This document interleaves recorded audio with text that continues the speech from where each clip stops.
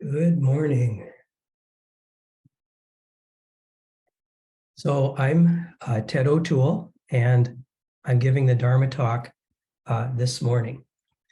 And I've had kind of an intense 3 or 4 days, and I'd like to tell you a little bit about it. And it's not too dramatic or anything. I mean, they've been fairly ordinary days in some ways, but sometimes you just have some experiences that are kind of bright in your mind and you just want to share them with people. And you're lucky enough to have a forum to do that. So Friday, Kathy and I, my wife Kathy and I, had our grandsons, Oscar and Soren, all day. It was spring break and their parents needed to do some projects. So we took them for the day. And Oscar is 8 and Soren is 6. And they used to live out on the West Coast, but now they're back here in Minnesota. And we get to see them a lot, which is really great. And our plan for Friday was to take them to the conservatory at Como Park here in St. Paul. And at the last minute, it occurred to us that we could ask if our other grandson, Louis, who is 2, could come along. So we called up his dad and he said, sure, I'll bring him, we can come. And that was so great because with everybody's schedules, sometimes it's so hard to get everybody together. And here it just happened spontaneously. So I thought that was wonderful. And we went to the conservatory. And I'm sure many of you have been there. It's been there for a long time. It's this really old greenhouse. And it's this huge dome of a greenhouse, and then there are other parts of the building as well. And it's really old. It was built, I think the sign said, in 1915 or 1916. And I can remember my dad telling me how he had been there as a young man, probably back in the 40s or something. And it was the only place he'd ever seen a banana tree growing. And I always remembered that. And of course, that history wasn't very important to the kids. I told them about it, but they weren't very interested. But it made me pretty happy because I like to think about generational continuity, you could call it. Because when I think about past generations and how I relate to them, it brings me into the realm of interconnections and timelessness and a kind of shared self. If I can think about how I share myself with my ancestors, it takes me out of myself a little bit, and I can feel something of no self. So you could say my father was there with me a little bit that day, and our son Sean was there, and our grandkids. So that's 4 generations on this little expedition. So they have some animals there, and the kids love the turtles and the stingrays, the freshwater stingrays, which are quite fantastic, and the tortoises and the anaconda and the little mice that were running around and the fish. And I did my best to interest them in the bonsai trees, which I thought were really cool. And they were a little skeptical, but I told them about it. And Louis kept saying, big puzzle, because we had taken him there about 2 weeks ago. And his favorite thing in the whole place was this big puzzle on a table, which was kind of a landscape you could put together. So he showed that to Oscar and Soren, and they all played there for a while, and we took a break there. And the thing about Louis on Friday, or really the thing about all 3 kids, is how well they played together and how really considerate they were of each other. The older boys were so considerate of Louis and kind of looking out for him so sweetly. And Louis was just obsessed with them. He thought they were the greatest thing ever. And all day it was boys, puzzle, or boys, chicken game, or, just trying to draw them in to the things that he really loved. And at one point it was Soren, Buddhas. And he took Soren upstairs to see the Buddhas on the altar. I don't know where he got that, but it was pretty cool. But the thing about Louis was He's only 2. He's 2 years and 3 months. It was like he was hosting. It's like he was hosting at the conservatory and also at home. It's like he was aware, hey, this is my place, and I know this, and I want to show it to you, and I want you to have fun. And that's kind of new, because I can remember taking him to the community center about just a couple of months ago. It's about a block from our house, and we go to the gym, and they have tot time, and everybody brings in their tots, and the place is full of toys. And I remember just a couple of months ago kind of watching him play, and he didn't really play with the other kids. When they're that little, they're just, they kind of look at the other kids kind of suspiciously, like, what's going on here? Are you going to take my toys? Am I going to have to share with you? They don't really interact. But now he's acutely aware, it seems to me, that he's in a social situation. And at home, we settled in to watch TV. We were watching Wallace and Gromit, which none of them had seen. It's the first one where Wallace and Gromit go to the moon because that's where the cheese is, you know. And he's sitting on the couch and he's looking around and he's kind of orchestrating everything because he wants everybody to be there in the proper place so we can all have fun. And he's a little bossy. He's like, Soren, sit there. Grandma, come here and watch. So all of these commands he's making, but it all seemed to be in service of having a nice time. He wants everybody together having a nice time, not in service of his own needs so much. And he had this kind of little public laugh that he was doing at the show, like not just laughing because he's amused himself, but laughing because he wants everybody else to know he's having a good time. Like, hey, everybody, isn't this funny? Isn't this great? So he's like emerging into this world where he really sees other people and takes them in, and they're part of his world. And he can be really empathetic. If you tell him you're hurt, if you tell him you have an owie, he is genuinely concerned. And you're like, oh, you know, and he wants to look at it and he wants to see what he can do about it.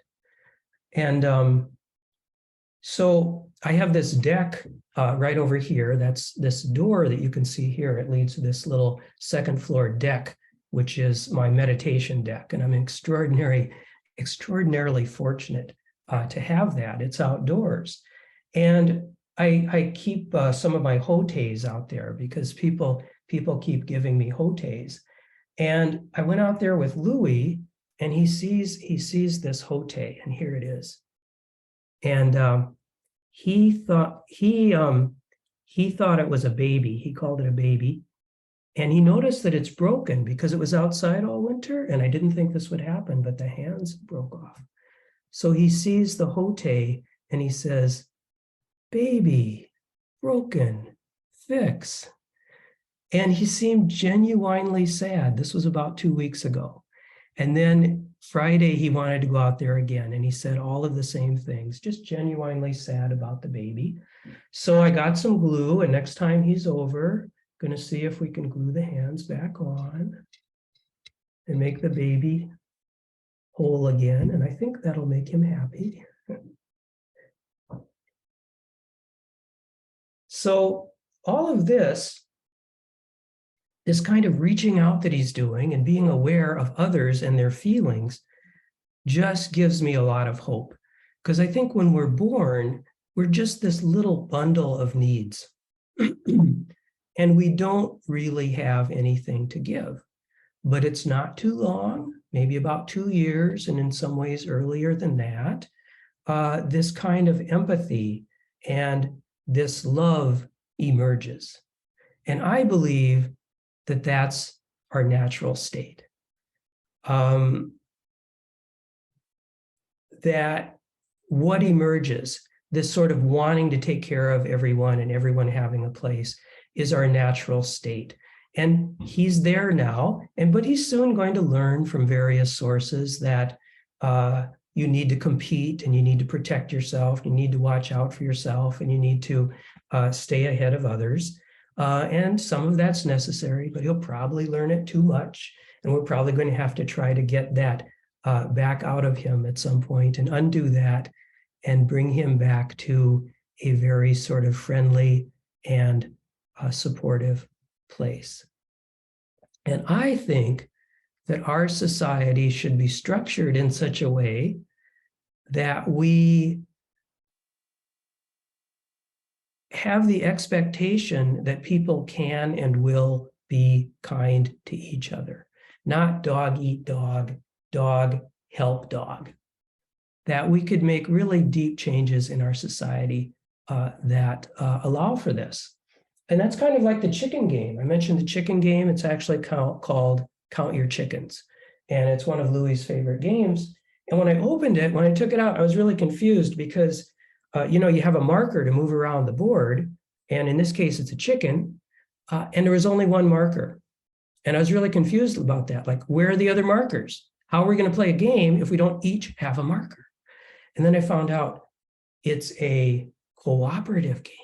You only need one chicken because you're all doing this together.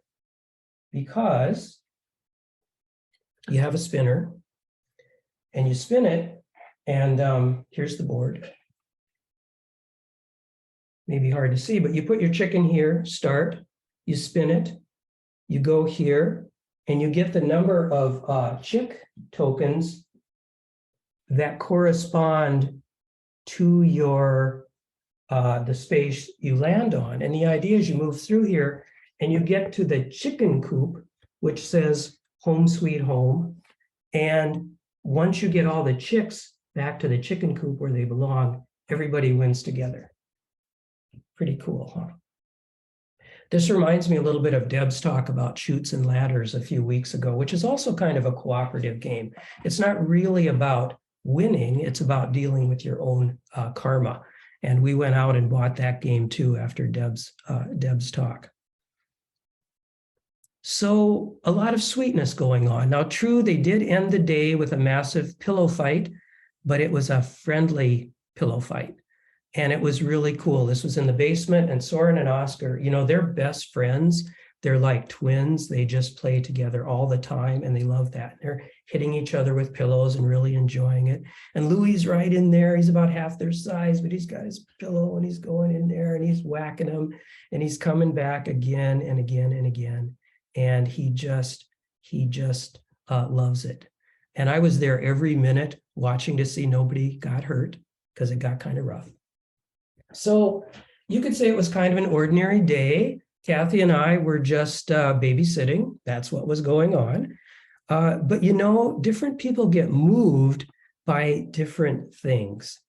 And for me, having our kids and grandkids together like that, and having them really hang out and really love each other. These kids, they were like three brothers, not like cousins. And they haven't spent that much time together because the older kids just moved back. Seeing that happen just gave me a very deep happiness. And I'm still really kind of glowing from it. And it's the same kind of happiness that I think I feel here at Zen Center, because in many ways, we're like a family. And people find their place. And maybe I'm a little bit like Louie sitting on the couch. You sit there, face the wall, and you sit there. And we're all going to just kind of find our place and find out what we need and kind of keep growing and supporting each other and advancing.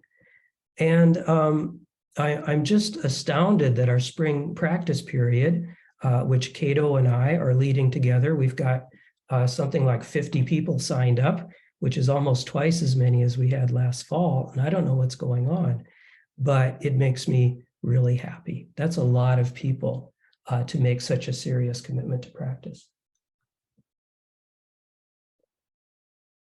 So, the people in our lives, they just matter so much. And the pets in our lives, the animals, even the people we don't really know, but we see them when we're out walking, we see them at the store. They just matter so much. And of course, that's obvious. We all know that. But doesn't that kind of evoke a sense of awe sometimes, just how important they all are. And we're really social creatures. You know, we're like Louis sitting on the couch. That emerges early, and it's deep within us. This is who we are. We're just trying to look out for the group, look out after everyone. So I really felt that strongly on Friday, but it wasn't a perfect day either. Things tend to be mixed.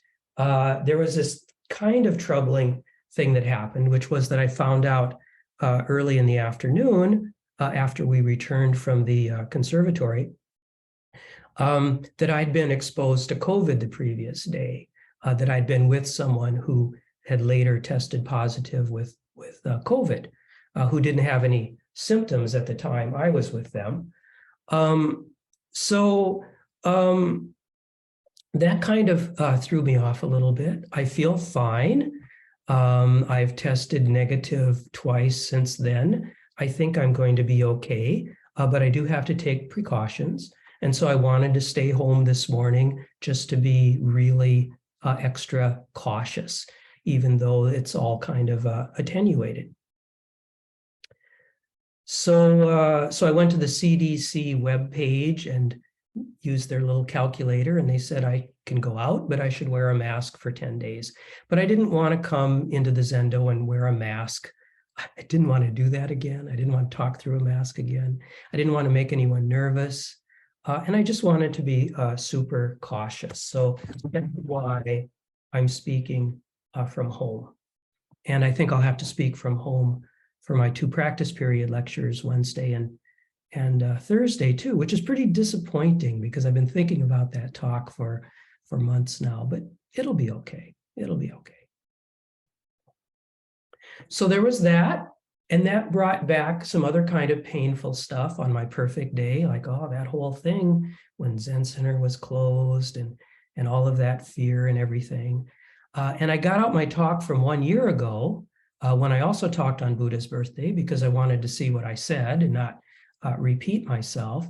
And I see that I talked about getting through difficult times, which I talked about a lot during about a 2-year period there. I talked about COVID, and I talked about the uncertain political situation. I talked about climate change. Now, we could argue that some of those things have gotten better. I mean, COVID's gotten better. I feel that the political situation is not quite as scary for me as it used to be. But those things are still there. And of course, my happiness on Friday was tinged with an awareness of suffering. And there are always folks in a Sangha of this size, there are always some folks who are struggling. So there it is. Both things are happening. And then I woke up Saturday morning to 6 inches of new snow on April 1st. And if you're here, you know all about it. I don't have to tell you. But if you're far away, if you're coming to us from California, as some of you are, I'll tell you, it was pretty astonishing. We still had snow on the ground, but it had begun to melt, and there's a lot of brown and everything. And to wake up to this 6 inches of snow, and it was clinging to every tree and every branch. It was a really heavy snow. I went out and shoveled it, and I saw that one of my neighbors lost an arborvitae tree because the weight of the snow made it just snap off. So I went out back, and we have arborvitae trees, and I was shaking them and knocking the snow off, and the snow was falling on me, and the sun was out, and it was really bright and beautiful. And our neighborhood was so incredibly quiet and beautiful that morning. But still, I know the snow was a problem for a lot of people. Not everyone shares my enthusiasm. For some folks, it's like the last straw. This is it. It has been the 3rd snowiest winter in recorded history in Minnesota, and we have had it. So it's all just a big mix. It's a big mix. And that, thinking about the big mix, made me think of a book that I read recently that I really liked. And the book is called This Is Happiness, written by Niall Williams, Niall, Niall Williams. And he's an Irish writer. And this book was written in 2019. And someone in the Sangha who really loves literature recommended this to me and said it's a great book, and I agree. And I'm going to read you a couple of excerpts because I think it might help me to get to my point this morning, which is kind of a subtle Zen point about experience. And he writes about it much more eloquently than I ever could.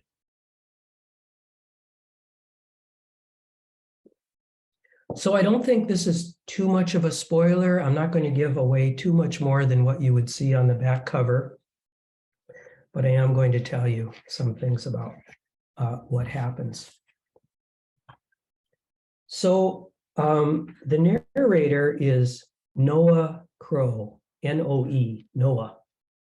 And the action takes place in 1958, but it's being written years later when Noah is 78. He's looking back on what it was like when he was a teenager. And Noah came from Dublin to spend the summer with his grandparents in County Clare in the west of Ireland, in a very remote village called Faha, which is a fictional place, but it's surrounded by real places in County Clare. And this guy shows up named Christy, and he's this big guy who finds a great joy in life. And Noah really takes to him, and they become friends despite the age difference. And he really admires Christy. It turns out Christy has come to this village to find a woman that he had been in love with 50 years before. And he went to church that morning with the hope of glimpsing her. And Noah asks him about that. They're out riding their bicycles. They've taken a break. They're lying in the long grass, side by side. Was she there? I asked him. Lying back in the grass, he had a rumpled blue defeat about him, like he was thrown there. His suit jacket was under him, his shirt open. But more, his eyes were changed. He hadn't the same shining. Before, I had thought him filled with impulsive energy, the switched-on optimism of fools or saints, the one that goes straight ahead without hesitancy into the chaos of everyday believing that because it is life, it is to be embraced in all its contingency. And because God is watching and not off, say, spinning the rings around Saturn, the worst that can happen will not be so bad. For the most part, we don't realize how fixed are our judgments of others, how founded they are in first impressions, and the smallest evidences we seize on to prove to ourselves that, see, we were right. I'm going to read that sentence again. Often in this book, I have to go back and read the sentence again.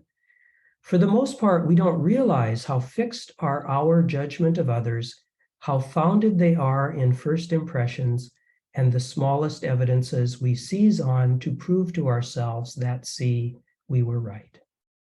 Standing alongside him in clearies, lambent sun lances in both our chests, I understood that I had been wrong about Christy.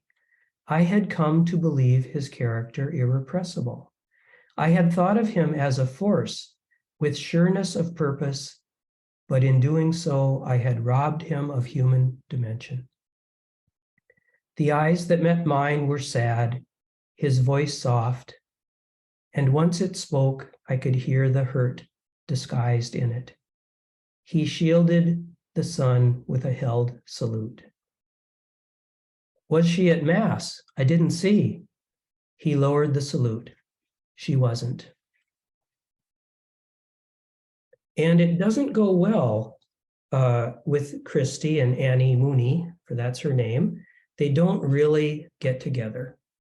But a couple chapters later, Noah goes to see her in her shop. And this is his description of her. Some people have a gift of naturalness. There was something about Annie Mooney that made it seem no calamity could overwhelm her. She had what I thought then an improbable evenness of temperament.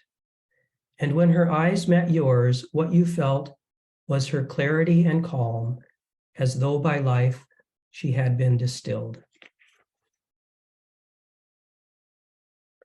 And then a couple pages later, her eyes were still the same, even, calm, wise eyes, and her voice was still the same, even, calm, wise voice, but there was something extra in both. I want to say sadness, but it was more than that. It was experience and knowledge. It was the world as it is and not how we wish it to be.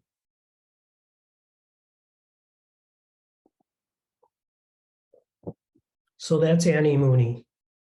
And then a few pages later, Christy and Noah are again out on their bicycles. Again, they have stopped, and again, they talk. When I did think of it, I was surprised that Christy was not more downtrodden by the impasse with Annie. And one evening, approaching the village of Kilmahill, where Michael the archangel himself had stopped, and where every man we met was called some version of Michael, I asked him why. So there really is a Kilmahill, and there is a legend that the archangel Michael had appeared there. But be that as it may, Noah is asking Christy why he's not more downtrodden by the impasse with Annie. He explained himself in a single sentence. Noah, he said, and took a theatrical breath, this is happiness. I gave him back the look you give those a few shillings short of a pound. I know, he said. Whenever I said that, it used to drive my wife mad. You were married? I was. She left me for a better man. God bless her, he said, and nodded down the valley after the memory of her. He smiled, quoting himself, this is happiness. It was a condensed explanation, but I came to understand him to mean you could stop at not all, but most of the moments of your life, stop for one heartbeat, and no matter what the state of your head or heart, say, this is happiness, because of the simple truth that you were alive to say it. I think of that often. We can all pause right here, raise our heads, take a breath, and accept that this is happiness. And the bulky blue figure of Christy cycling across the next life would be waving a slow hand in the air at all of us coming along behind him. This is happiness, he affirmed once more, pushing off and gasp pedaling the uphill away from further inquiry. Beneath the pinholed heaven, the night was God-dimensioned and monumental before electric light. In Breen's pub, there was no sign of the archangel that evening, but there was a piper in the corner, pipers then rare as hen's teeth, and he played a plaintive music that was like the salt wind singing, utterly strange and familiar, unlike any other music really, an absolute music, uncompromising as a blackthorn, ancient and elemental. And in the air he played was a whole history of the troubled heart. And when I looked at Christy, I saw the sorrow in his happiness that made shine his eyes.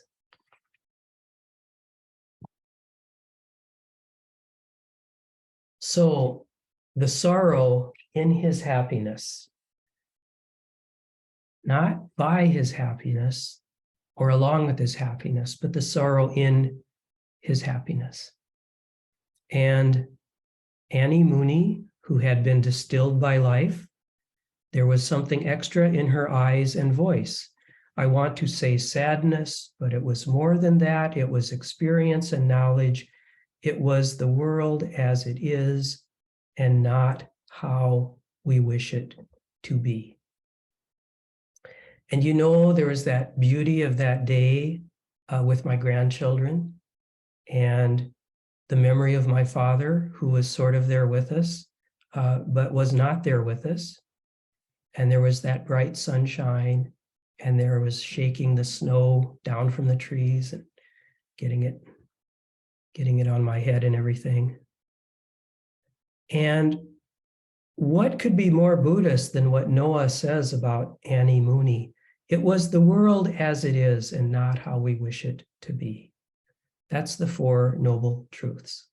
We see the world through the lens of our desire, and then we are distilled by life, and we see it as it is. And you can stop at most of the moments of your life, and you can pause for a heartbeat, and you can say, this is happiness. And we are social creatures. When I'm down, someone else is up. When I need help, someone will help me. When I can, I will help others. And when one is dying, another is born. And the weather is troubling, but my goodness, we have this beautiful snow, and we have the immediacy of experience that it brings to us. And if we can just keep these things together, I think I talked in my last Dharma talk about lining things up in our meditation. If we can keep the awareness of everything as it is, interconnected, empty of its separate self, and the vividness of things as they are right here, right now, if we can line those up and bring them together, if we can live on that edge, if we can be there, we can live a really vivid and present life. And it's the same with our happiness and our sadness. If we can keep our great happiness with us, at the same time, we're aware of the suffering and not see the separation of the two, and see the wholeness of it and bring them together and be at that place and act from that place. We will act so effectively and with so much care and with so much awareness.